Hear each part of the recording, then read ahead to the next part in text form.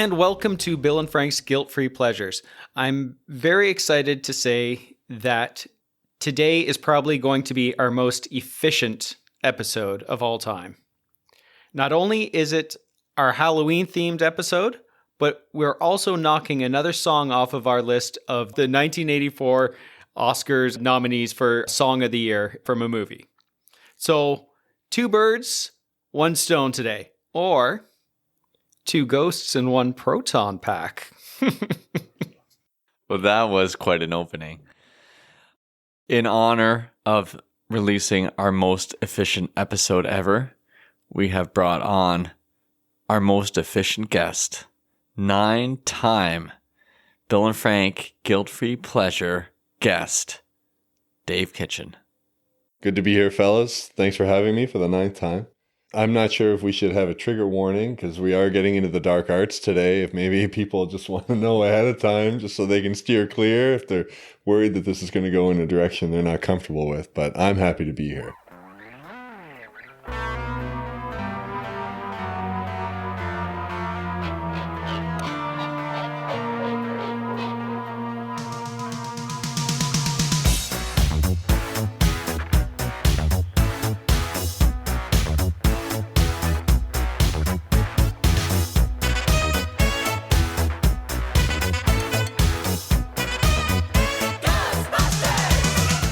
A little bit of trivia for you to start things off. Did you know that Ray Parker Jr. is afraid of the dark? I had no idea. Yeah. So Seriously? when he says he's not afraid of no ghosts, his sons actually laughed about this because when they would go on vacation, he'd freak out if someone turned the lights off in the room. Really? He would sleep with the lights on? He has to have a light on when he sleeps. And so his wife would say if she went away overnight somewhere and would come home, there'd be lights on all over the house. He's terrified of the dark. Like a real terror. Seriously? Yeah. That's crazy. I learned all this information through the documentary Who You Gonna Call, which is the story of Ray Parker Jr. This excellent documentary, highly recommended. I'll put the trailer for it in the show notes. You got it. See, someone pays attention to what we say about our own podcast. Thanks, Frank. I actually clicked on the show notes for a couple of episodes. Those mixtapes are terrible.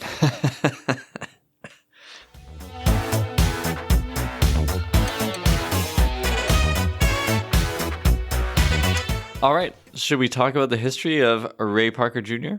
Yeah. So Ray Parker Jr., he was featured on another one of the songs that we did, Leo Sayers, Make You Feel Like Dancing. That's right. Famously, he said that Leo Sayer had taken credit for the songwriting of this song, even though he had come up with the guitar riff. That's right. Yeah. And so, I mean, I think most of the blame went on to the producer. Leo Sayer, decent guy, not his fault. Yep. But Ray Parker Jr. ended up being inspired to sort of take advantage of his ideas and go solo rather than just give it away during the sessions. Yeah. I think he also took advantage of another songwriter for this song. Okay. We'll come to that later. Yeah. I think Kitch has a lot to say about that. So Ray Parker Jr. comes out of Detroit. He ended up becoming a really good guitar player after breaking his ankle super badly while driving his bike as a kid. He ended up putting his foot down on a curb badly, got a really, really bad break, and was in a cast for like maybe a year and a half. Seriously? That's how it seemed in the documentary. Oh, geez. I was folding laundry while I was watching it. But he said he practiced a ton while this was going on, and that ended up giving him his so-called 10,000 hours. Did Malcolm Gladwell steal that from Ray Parker Jr.? Like 10,000 hours? Leo Sayer and Malcolm Gladwell. Stealing from our man. I read that book, and he went with the Beatles as the example of the 10,000 hours musical genius, but he missed out on a huge opportunity. Yeah. Give the man some credit. Ray Parker was already in a bunch of bands before he got the call from a very famous musician who wanted him to tour with him.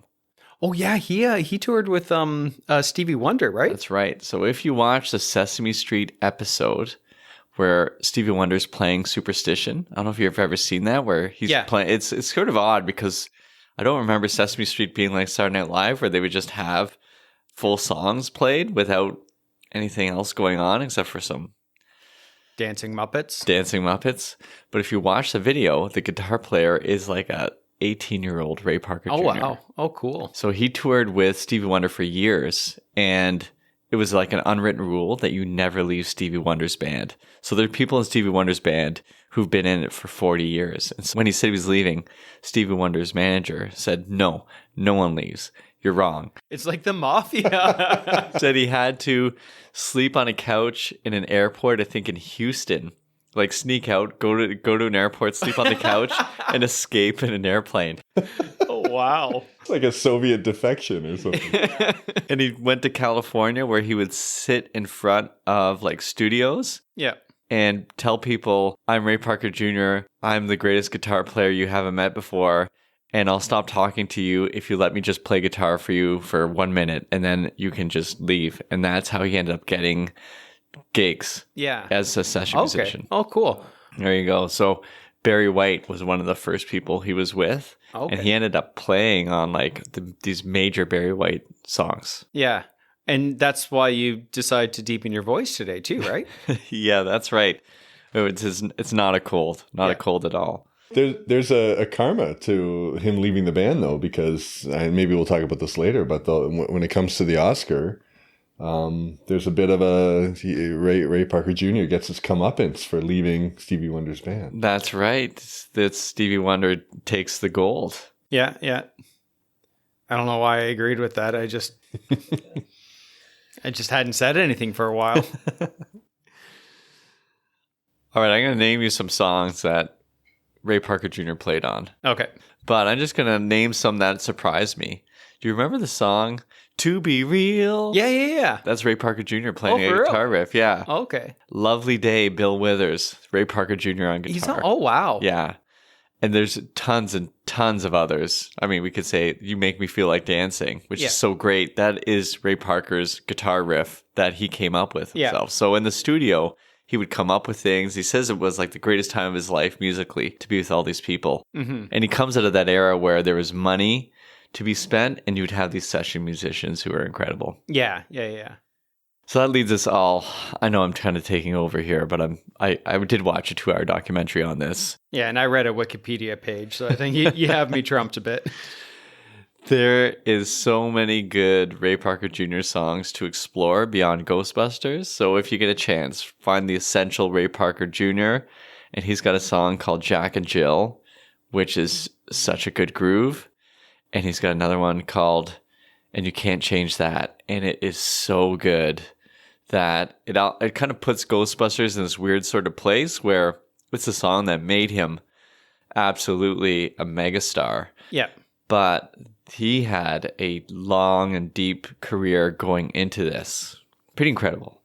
Well, he often gets asked, like, are you tired of this song? It's like, why would I get tired of the greatest thing that's ever happened to me? Because this made him a megastar. Yeah. He said it was like winning the lottery. Yeah. Yes. Why would I return my lottery ticket? Yeah. That's right.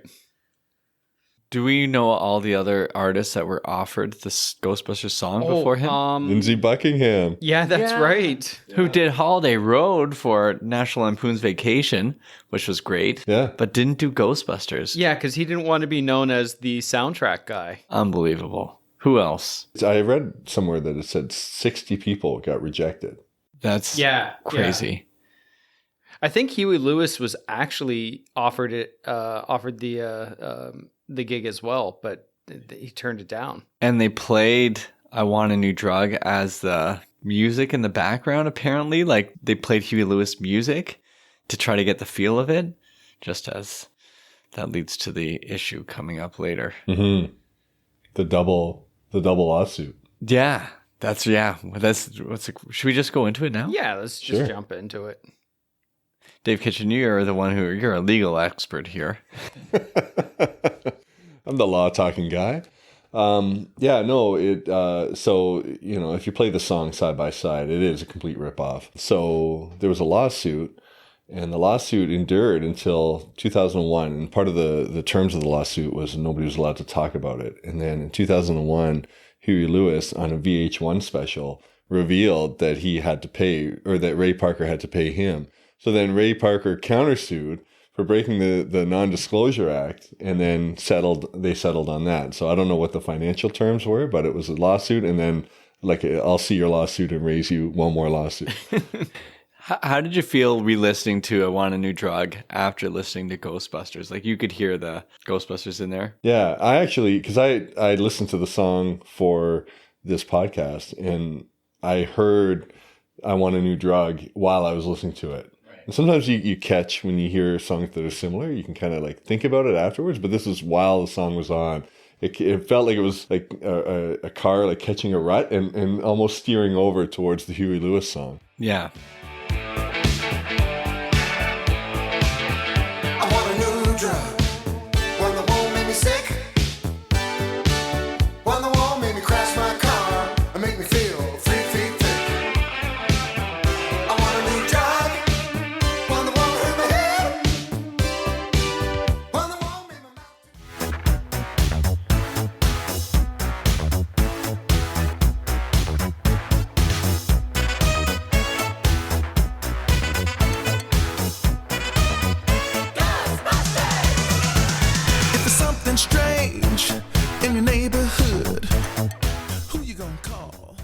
Yeah, and so there's obviously because of the lawsuit and all that other sort of fun stuff, the comparisons with I Want a New Drug, but I hear a lot of Thomas Dolby, She Blinded Me with Science in this song. That's a good call. It's not direct, but there's a lot of elements that I find are incredibly similar in this song. And I haven't listened to Thomas Dolby's She Blinded Me with Science, but in my mind, it's very, very similar. I could be completely wrong. Actually, I'm probably wrong, but in my mind, I'm correct. That's the important thing. I believe I'm right.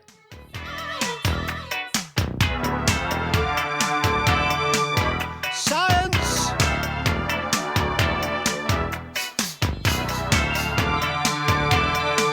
Science! It's poetry in motion. When she turned her eyes to me. I think it's so fluid as a song because it has all the 80s hallmarks. It's like every song from 1984 to 1989 is contractually obligated to have a saxophone in it. Yes. And then you've got the drum kit, and then you've got the synth, right? So it's just like, I don't think any song comes out of that era with that sound that you can't find connections to other songs. Yeah. I found that this song had more energy to it than like listening to them side by side.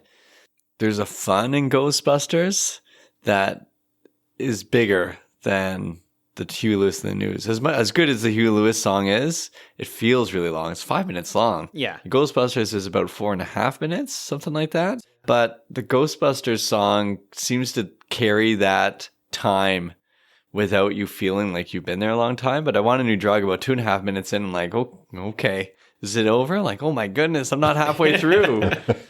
What I find with Ghostbusters is there are a lot of elements in the song that like there's the beginning, it is spooky, right? Like it has that sort of haunted house sound to it.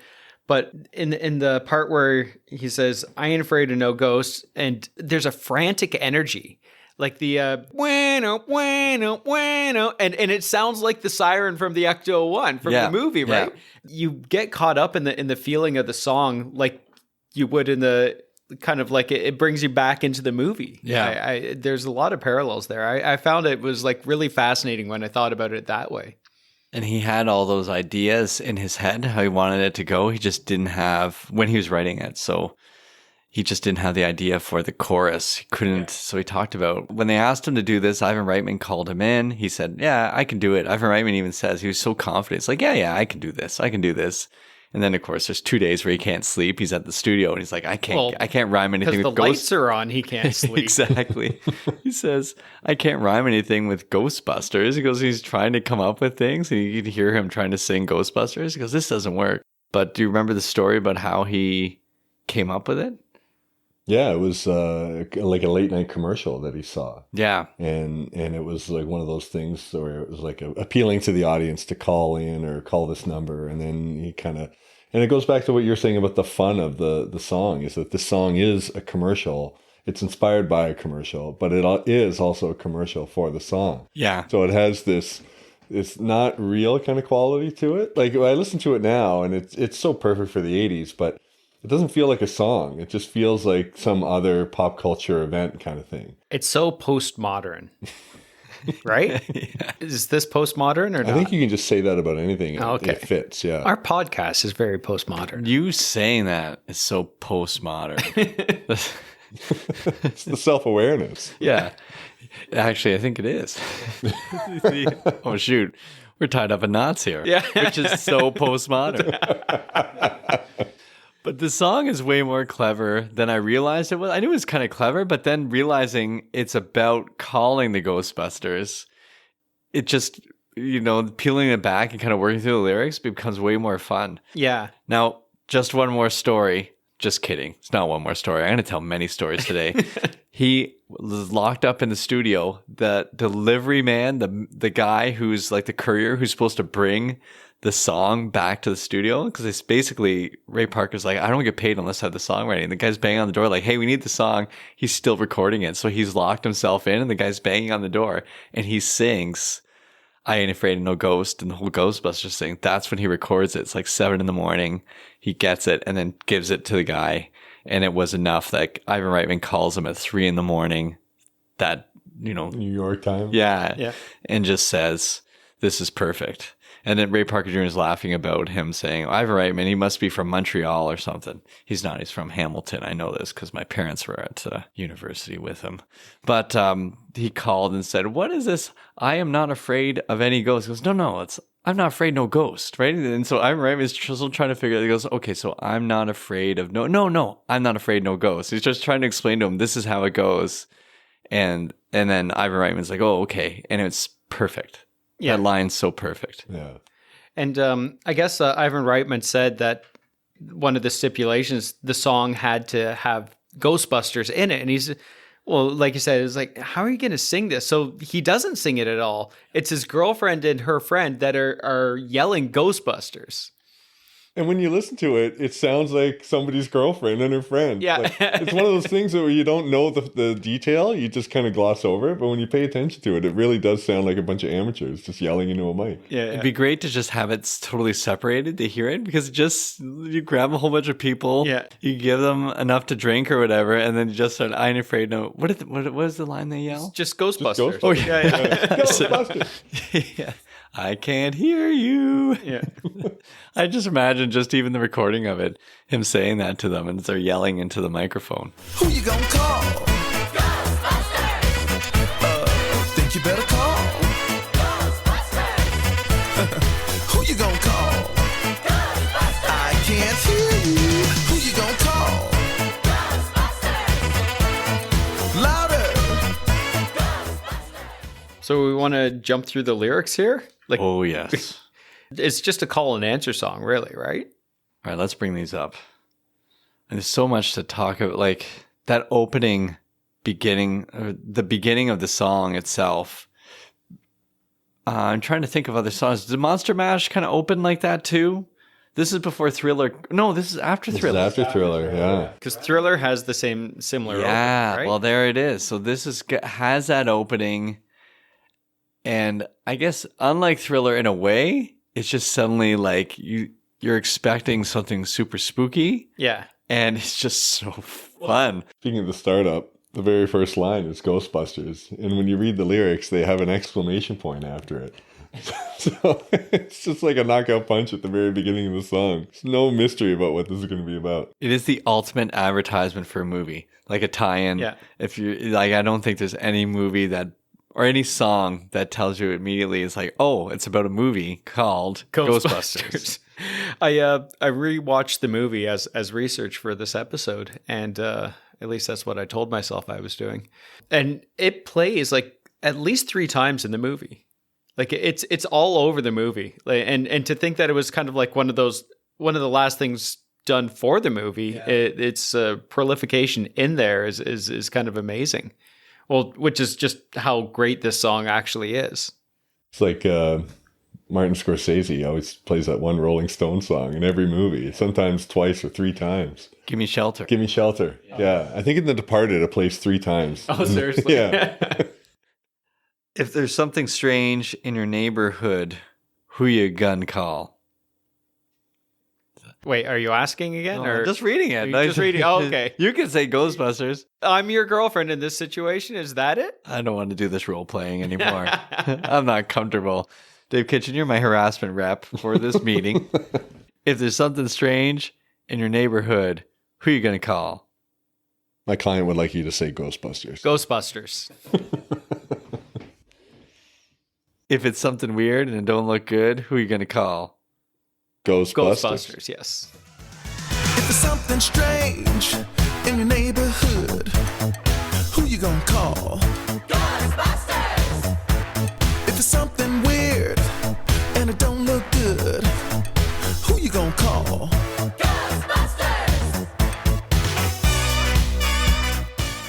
There's a pretty efficient opening verse, I think. Yeah, I think it's he's singing about a haunting. Am I correct? Well, this is what we need to talk about. So it's a haunting, but because Ray Parker Jr.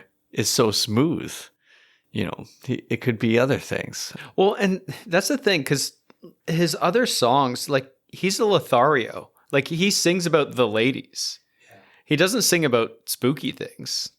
Although there is another one of the, and this shows up in his video, the video for his song "The Other Woman." Yeah, in that he's playing a sexy Dracula. So maybe he's slanted towards the supernatural. So when he says "I ain't afraid of no ghost," I know he's talking about Ghostbusters, but he's like, no, you're gonna call Ray Parker. Yeah. And when you get to that second verse, this is where, to me, this sort of lusty ghost hunter comes out, where he says, if you're seeing things running through your head, who are you going to call? An invisible man sleeping in your bed, oh, who are you going to call? If you're seeing things running through your head, who can you call? Ghostbusters! An invisible man sleeping in your bed, oh, who you gonna call? All right, so we're moving through. We got, if you're all alone, pick up the phone and call Ghostbusters, right? Yeah, it's not about the Ghostbusters. I'm just realizing this now. It's about, like, if you're getting scared, call me, because I'll be there for you. Well, this is where it leads to that next part where he says, I ain't afraid of no ghost. And then this would be a category in the future. Bruce Soderholm brought this up to me the other day, where he called it dyslexia, as in like music disc. Yeah. Like misheard lyrics. I like to think of it as the category Hold Me Closer, Tony Danza. Mm-hmm. But there's a line there I didn't even have a replacement for, because I didn't know what he said. But the line is, I hear it likes the girls. I ain't afraid of no girls. I hear it likes the girls.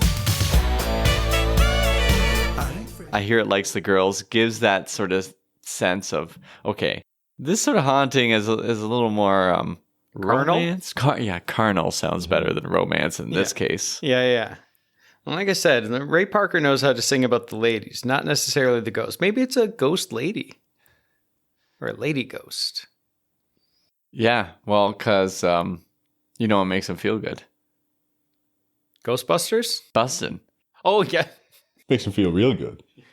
Yeah, that's the, after the line, you're like, if you had a dose of a freaky ghost baby, you better call Ghostbusters. Ow. Let me tell you something.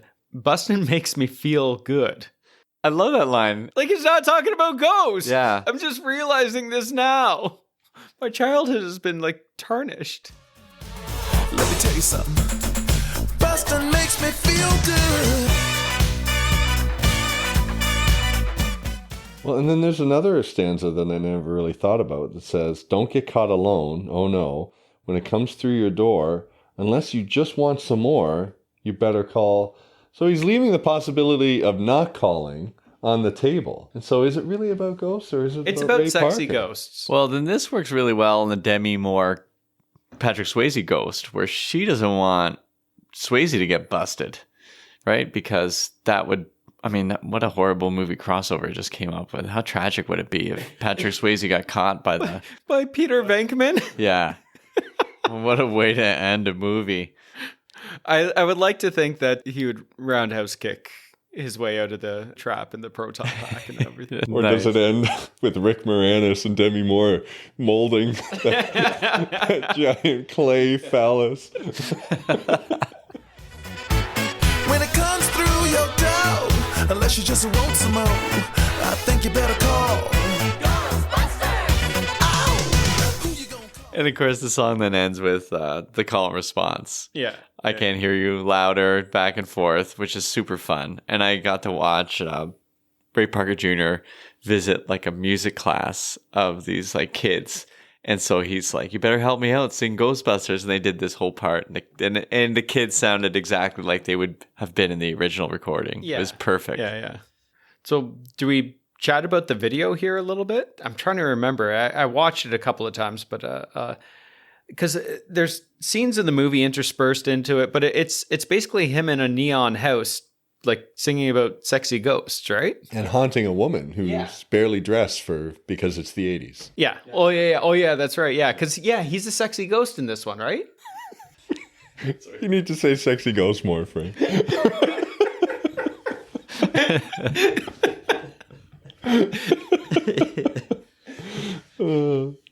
I like the frame of the video. I like that it's not just the movie clips, that it's actually in a location. The girl walks into this neon lit house because neon is super cool in 1984. And Ray Parker's afraid of the dark. So Yeah. So I don't know how they would have filmed this without him freaking out. But I mean, you can't hear him scream, I guess. Yeah. Because they turned down the sound. Was he like the ghost chasing her at one point when she opens the blind? And there's one where he's outside the window, and the drapes are kind of flowing, and then it's kind of zooming in, and you see that it's him. Right. So he's the haunter. Yeah. Yeah, it's kind of... No, but it's okay if he's sexy. Oh, of course, it's Ray Parker Jr. Yeah. He's trying to drum up business for the Ghostbusters. Yeah. I have a list of all the celebrity cameos. Oh, good. In the video. Starts with Chevy Chase. Then it goes to Irene Cara, who was in Flashdance, but also sang the song for fame. Then John Candy. Then Melissa Gilbert from Little House on the Prairie. Then Ollie E. Brown, who had a song, I think, out at that time, in the same week or so, that this song came to number one. And then Jeffrey Tambor from Arrested Development, George Wendt from Cheers, Al Franken from SNL, and then later Senator Al Franken, Danny DeVito, Carly Simon, and Peter Falk, and then it closes with Terry Garr. So some big names for that time. Yeah, and apparently they were all in Times Square for the filming of it, but it's just them with a black background. Yeah. It feels like such an inefficient, from an episode where we're super efficient. Incredibly efficient. Where they're renting all of Times Square for this final part where I'm like, how it felt like it was super short, where they're just walking down the middle of the street. And like, you could have just kept Times Square running. Yeah. And nobody got paid.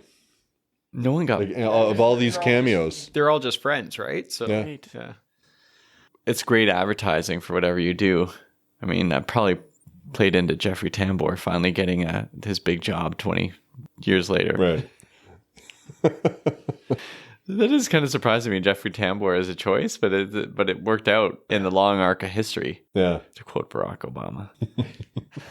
More to say about the video? I think there's not a whole lot to say about it, right? It's perfect, although MTV played it, but MTV was really reluctant to play many videos from black artists. That's right, yeah. Ridiculous. Yeah. And so this is huge. The song was huge. They had no choice but to play it. But before that, like you'd get maybe Michael Jackson, probably Lionel Richie. But other than that, they just avoid it. Yeah, I saw an interview with David Bowie where he took them on and he called it out back like 84, 83. Because they debuted in 83. So those first year or two, I guess it was noticeable enough amongst the music community that David Bowie stood up. Oh, when he brought Al B. Sure on for Black Tie, White Noise. Oh, yeah. They had no choice. He made things right. Favorite part of the song? I think mine is, well, there's that frantic sort of music in the background. I guess it's the synth when he's saying, it's like, I ain't afraid of no ghosts, and it's like, when I did that earlier. I can do it again if you guys Yes, want. So please do it one more time. I think that's my favorite part. I had the same thing. Is that I don't know if it's like a chord progression or like a key change or whatever, but it's that. And while he's saying, I ain't afraid of no ghost. And it's just that classic 80s synth. It's so good. It elicits the sexy ghost. Well, yeah.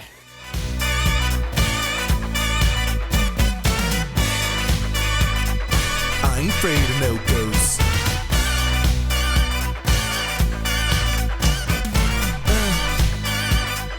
I ain't afraid of no ghosts.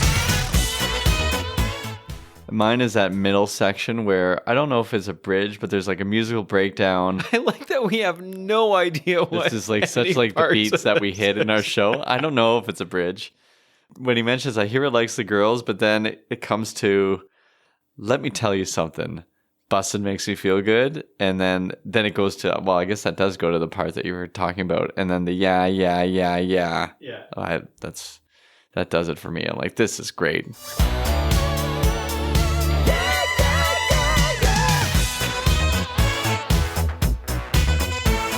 Huey Lewis, you shouldn't have sued him. You should have left him alone. Yeah. But you know what, Huey? You couldn't keep your mouth shut, could you? Couldn't leave well enough alone. Karate Kid Part 1. So I'm quoting Karate Kid Part 1. That was 1984 too, wasn't it? If it is, this is now the ultimate year. Yeah, Karate Kid, 1984. Wow. We haven't talked about the way the song came together. Talk about efficiency. He only put like 40 seconds together because at first he just needed it for a scene. It was supposed to be in that library scene at the beginning of the movie. Right. And so he put 40 seconds together, and then they realized it was good and they wanted a full song. So that's why it's got that repetitive thing, because it's just looping through all the way through. And that scene, like that library scene, because that really kind of opens the movie. They get called in, and then, well, there's you don't see the ghost in the opening scene in the library, but you see the librarian being freaked out. But then when the Ghostbusters go in there, I remember watching that. Like, my parents rented the tape. I think they actually rented a VCR so we could rent the Ghostbusters back in like 85 or something like that. And I just remember being terrified of that ghost right off the hop. Ghostbusters was scary. Yeah. I found it scary. Like, my parents weren't cool with me watching it when I saw it at the neighbor's house. And that opening sequence with all the index cards. The index cards coming yeah. up. Dewey would have gone nuts had he seen this. My decimal system Yeah. in ruins. It's a really cool scene. Like, you think about how they would have had to film it. I mean, now they can just use lasers and magnets, but then they had to actually like push things, Yeah, right? they actually had to hire ghosts to do it. That's right. I do remember some of the imagery, because there was that dog later on in the movie, Yeah, right? yeah. Like that was kind of terrifying. Yeah. A 7-year-old kid. But and then rewatching it, and because their claymation, that's the special effects that they used. It's like model claymation, and it's just like, oh my, this doesn't hold up so well. Well, it gets a bit bigger sometimes and a bit smaller at other times. Yeah.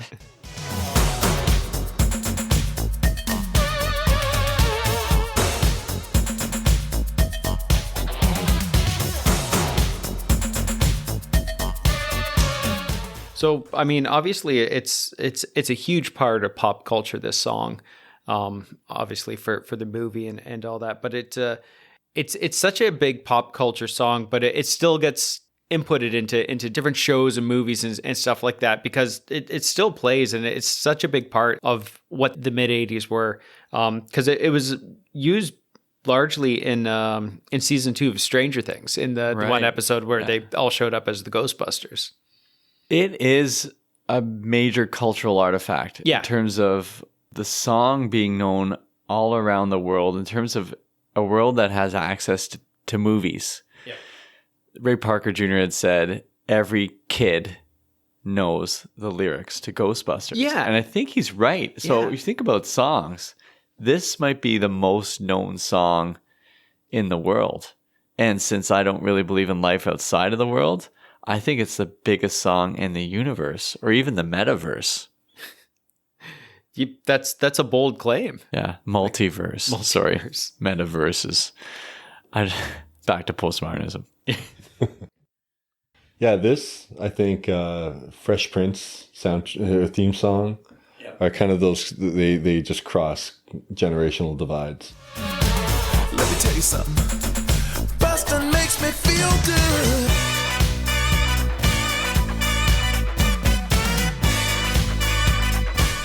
Let's do some categories. Okay. Let's start with a mixtape. All right. I'm gonna end the mixtape because mine just sucks the life out of everything. Okay.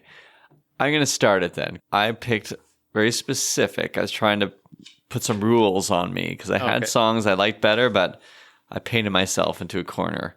I said movie bangers with names of the movie in the title. Oh, okay. Okay.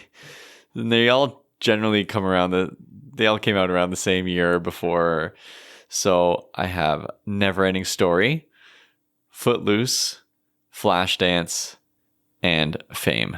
Oh, okay. Those are my big four. Those are your big four. Okay. I did have some others, like Against All Odds. I want to put in there, but it just doesn't feel No. like it. And Purple Rain's just so long. And La Bamba was already done, by this guy named Richie Valens, even though I prefer the Los Lobos. Gotcha. Kitch, you got a mixtape? I do, and I was inspired by the first few notes of the song, that kind of eerie, before the poppy synth comes in. Also, a lot of 80s songs that have a similar sound in my mind. So we got I Hear the Secrets That You Keep When You're Talking in Your Sleep, Owner of a Lonely Heart, Poison by the Jackson 5, Wrapped Around Your Finger by the Police. I can't remember his name, but I always feel like somebody's watching me. It's the song where Michael Jackson sings backup on it. And then Thriller, of course, because you got that Thriller. Yeah. That's good. So I'm going to take the wind out of everyone's sails here. I did songs that are about ghosts or haunting. Okay. The problem is they're all like old sad bastard music songs because that's the only time people sing about haunting and ghosts. Okay, let's hear. Ghosts That Haunt Me, Crash Test Dummies. Don't Fear the Reaper, Blue Oyster Cult. Happy Phantom, Tori Amos. Oh my gosh. Shank Hill Butchers, The Decemberists. Folk Bloodbath by Josh Ritter.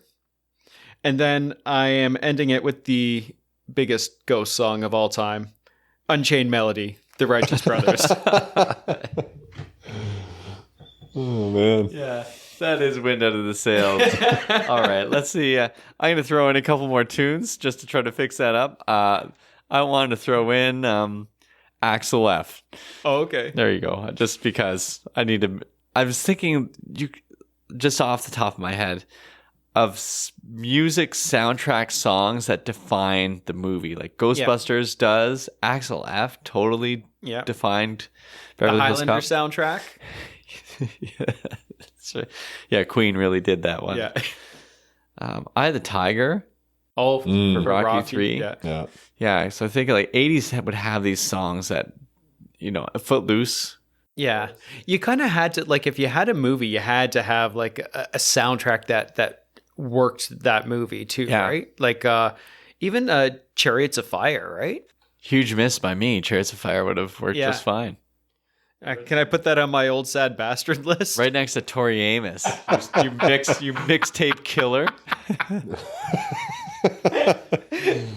Piano heavy B-side. Oh, I know. It's not my fault that all the songs about sexy ghosts are like just downer songs. Did you find any Fiona Apple songs to add to this? I almost put some Kate Bush in there.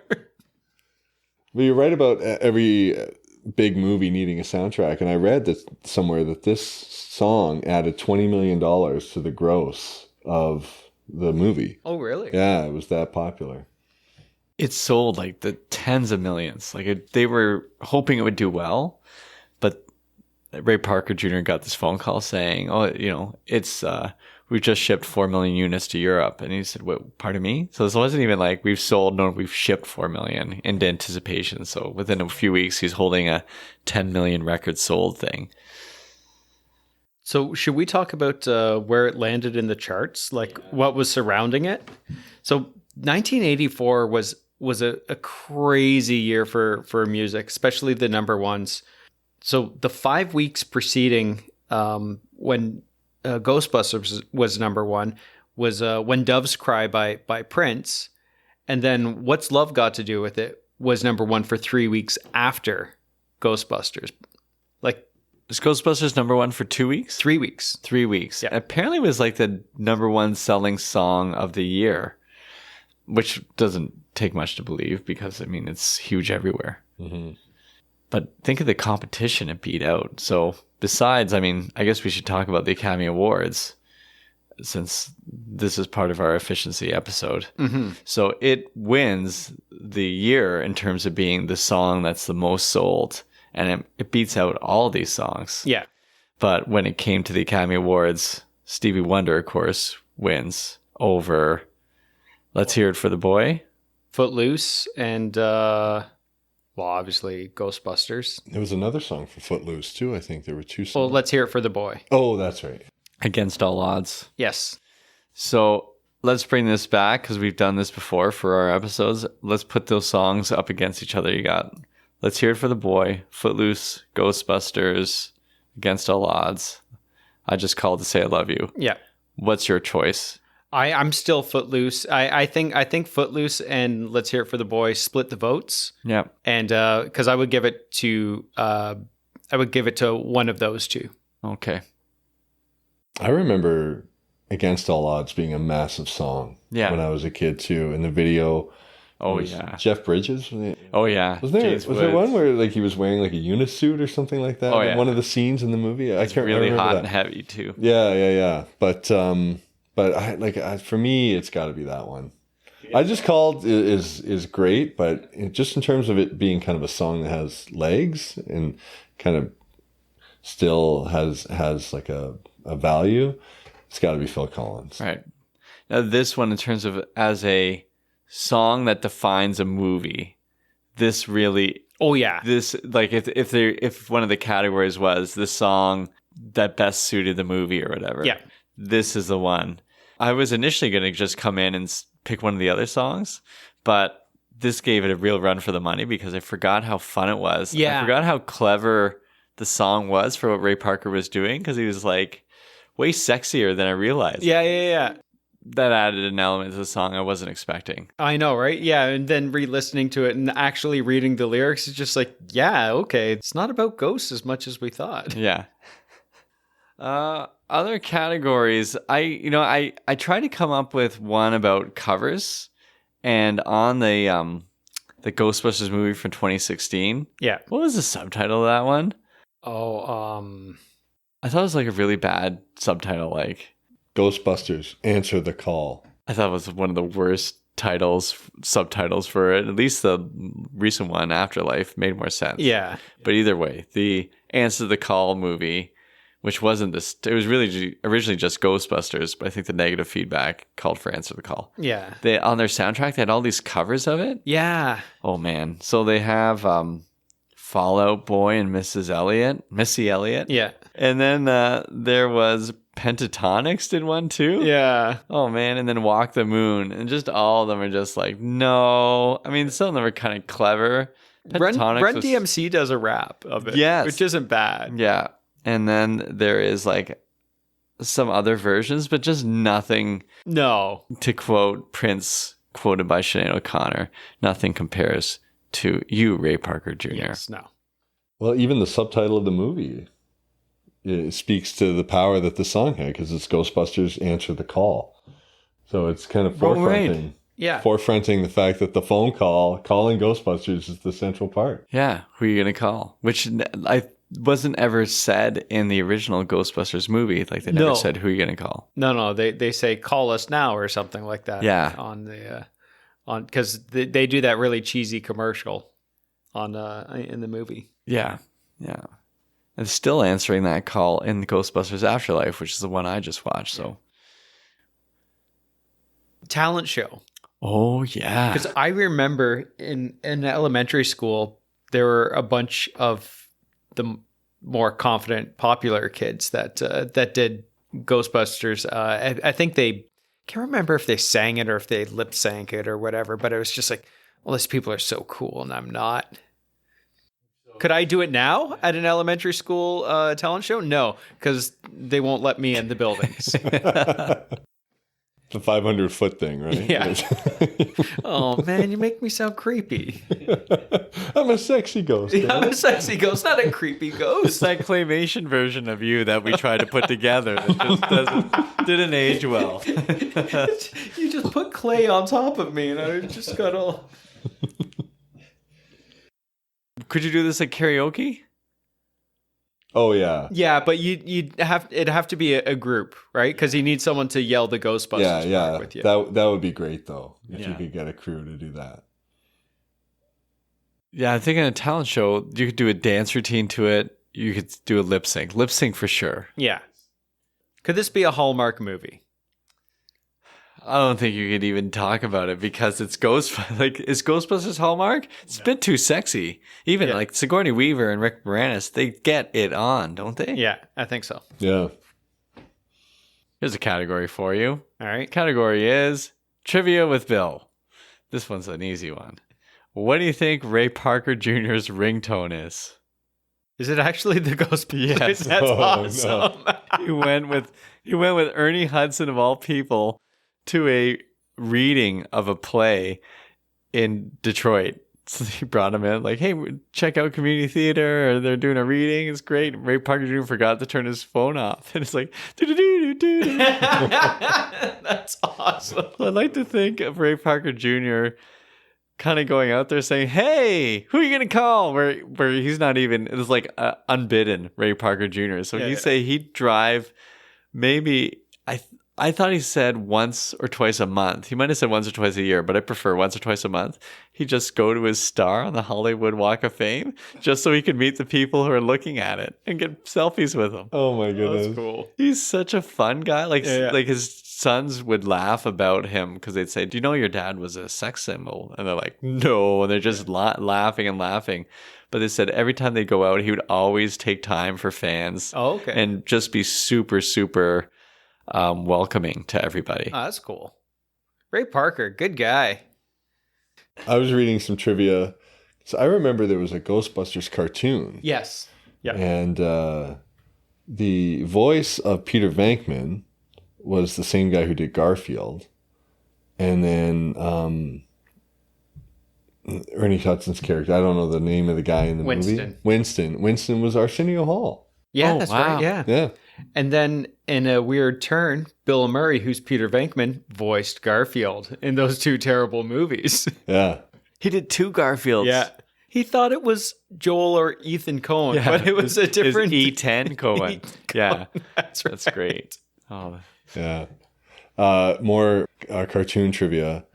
The guy who played Peter Venkman, who also did Garfield, only did it for 3 years, and then somebody else took over from the cast of Full House.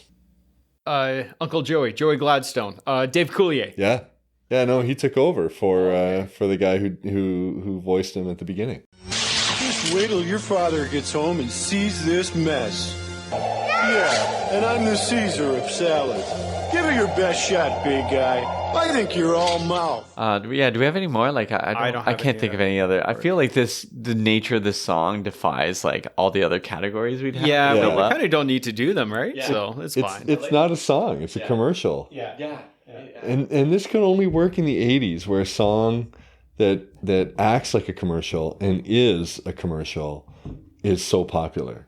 So I was saying to Frank earlier that there's like for people of our vintage, the jingle was a big part of growing up, and now a lot of commercials just use songs that are on the radio and stuff like that.